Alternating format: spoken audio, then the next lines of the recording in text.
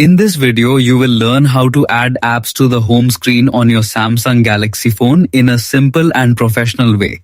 Go to the app screen by swiping up from the bottom of your home screen. This will display all installed applications on your device in one place. Next, find the app you want to add.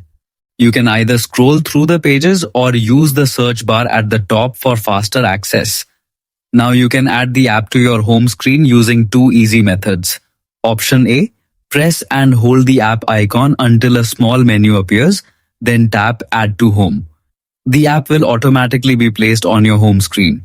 Option B. Long press the app icon and drag it upward toward the top of the screen. Your home screen will appear, allowing you to drop the icon in your preferred location. You can rearrange the icon anytime by holding and moving it again. Hope this helped. See you in the next tutorial. Don't forget to subscribe.